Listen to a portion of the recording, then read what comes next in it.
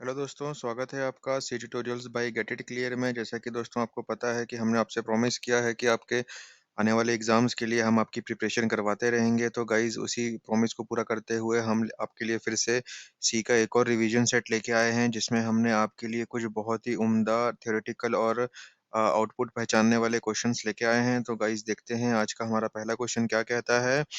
Let P1 and P2 be integer pointers. Which one is a syntactical wrong statement? So guys, आपको यहाँ पे P1, P2 दो integer pointers दिए गए हैं। आपको इन चार ऑप्शंस में से बताना है कि कौन सा स्टेटमेंट ऐसा है जो कि वैलिड नहीं है अगर मैं पॉइंटर्स के साथ काम कर रहा हूँ। P1 equals to P1 plus P2, P1 equals to P1 minus 9, P2 equals to P2 plus 9, या फिर अगर हम प्रिंट करें हेक्साडेसिमल के फॉर्म में P1 माइनस P2 को। सो गाइज यहाँ पे जो सिंटैक्टिकली रॉन्ग स्टेटमेंट होगा वो होगा आपका P1 equals to P1 plus P2। आप किसी भी पॉइंटर के अंदर दो पॉइंटर्स का एडिशन या सब्ट्रैक्शन नहीं स्टोर करवाएंगे, लेकिन हमने आपको P1 माइनस 9, P2 प्लस 9 जैसे एग्जांपल्स ऑलरेडी करके दिखाए हुए हैं। अगर आपने हमारे ट्यूटोरियल्स नहीं देखे हैं तो मैं आपको बोलूंगा कि आप जाएं एंड हमारे सी सीरीज के जितने भी हमने ट्यूटोरियल्स पब्लिश किए हैं वो देखें। हमने आपको दिखाया है कि जब आप एरे और पॉइंटर्स को साथ में यूज करते हैं तो आप कैसे उसमें प्लस और माइनस करके आगे पीछे जा सकते हैं। एंड ऑप्शन 4 जो है, आप P1 P2 दो पॉइंटर के बीच में कितना डिफरेंस है, मतलब दो मेमोरी एड्रेसेस के बीच में कितना डिफरेंस है, आप ये भी निकाल सकते हैं। इसमें भी कोई प्रॉब्लम नहीं होती है। अगला क्वेश्चन देखते हैं। Suppose that CPTR is a character pointer and its current content is 300। What will be the new value in CPTR after the following assignment? So guys, आपको यहाँ पे फिर से सिमिलर टाइप का ही क्वेश्चन आ गया है, लेकिन इस बार यहाँ पे कैरेक्टर पॉइंटर की बात की गई है।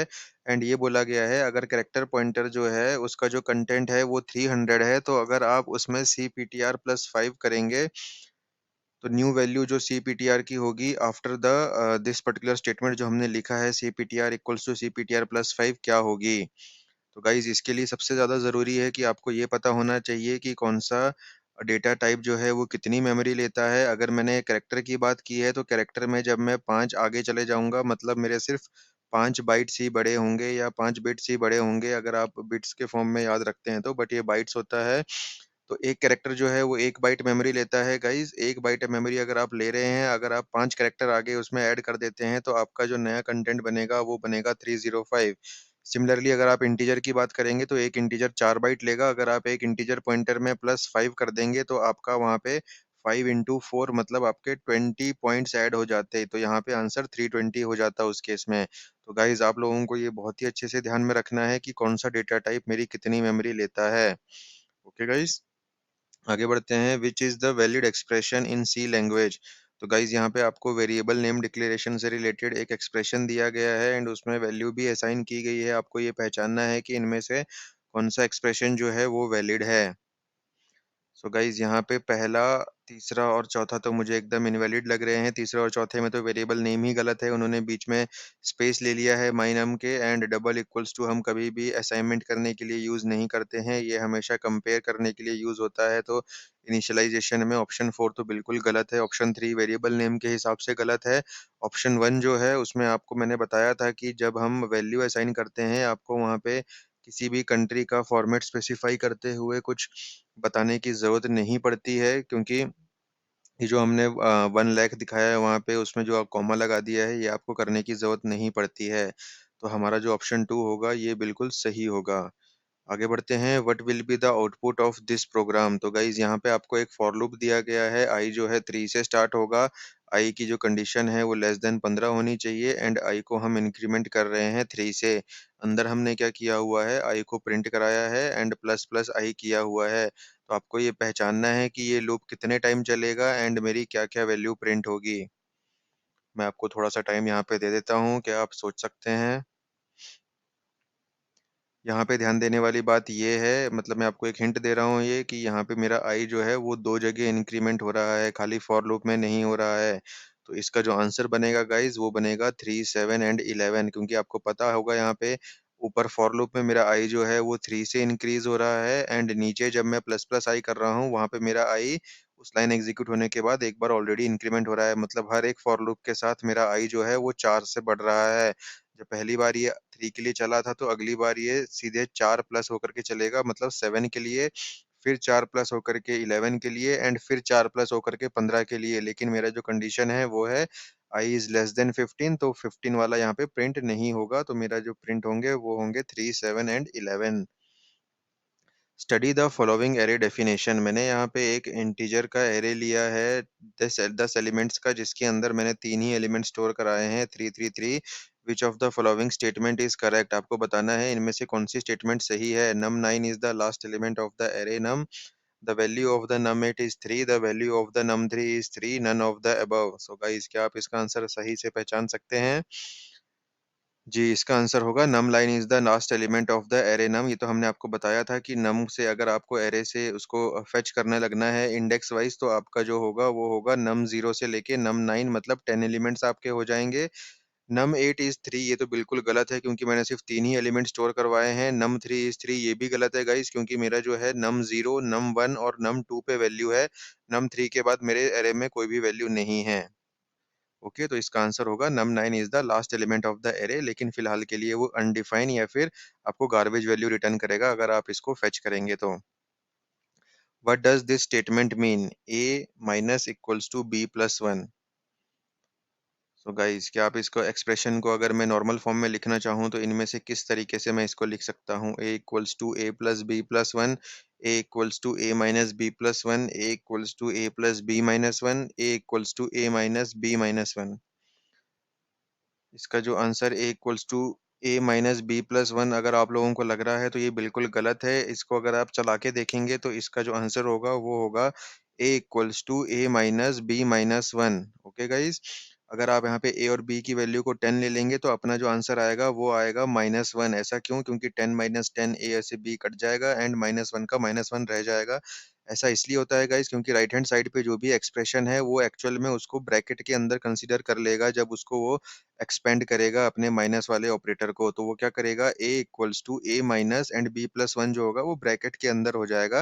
एंड आपको पता ही है अगर आप ब्रैकेट ओपन करेंगे तो आपको अंदर के पूरे साइन को रिवर्स करना पड़ता है। तो हमारा b प्लस 1 जो होगा वो b माइनस 1 बन जाएगा। आगे बढ़ते हैं। What will be the output of this programme?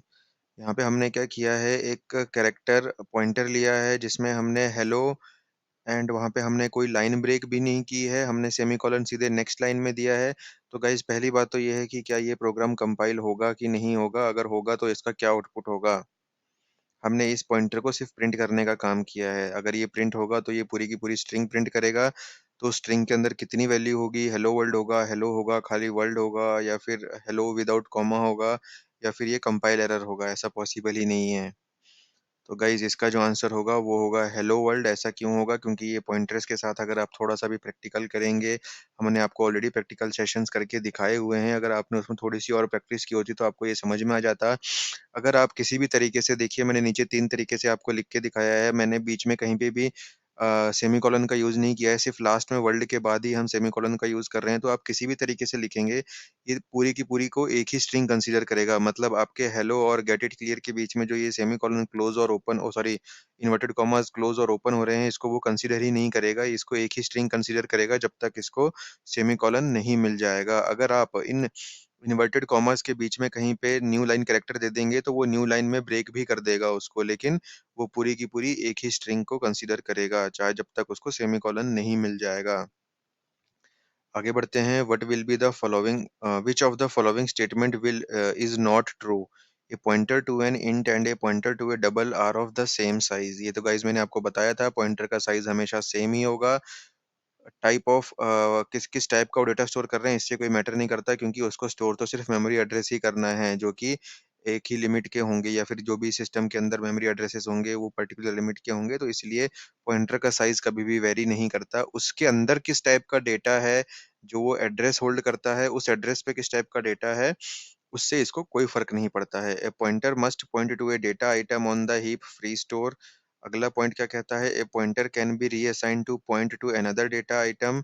A pointer can point to an array. तो गाइज, ये लास्ट वाला पॉइंट तो मैंने आपको डेडिकेटेडली एक अलग से वीडियो इसके ऊपर पब्लिश किया था, एरे और पॉइंटर का। तो ये तो हमारा बिल्कुल सही स्टेटमेंट है। A pointer can be reassigned to point to another data item, ये भी बिल्कुल सही है। मैं कभी भी पॉइंटर की वैल्यू को अपडेट कर सकता हूँ। अगर वो सपोज इंटीजर ए को पॉइंट कर रहा था तो मैं उसको कभी भी अपडेट करके इंटीजर बी पे पॉइंट करवा सकता हूँ। तो मेरा ऑप्शन टू जो है वो बिल्कुल गलत स्टेटमेंट है। A pointer must point to a data item on the heap free store. तो ये चीज एकदम गलत है पॉइंटर से रिलेटेड। आगे हम बढ़ते हैं, what will be the output of this programme.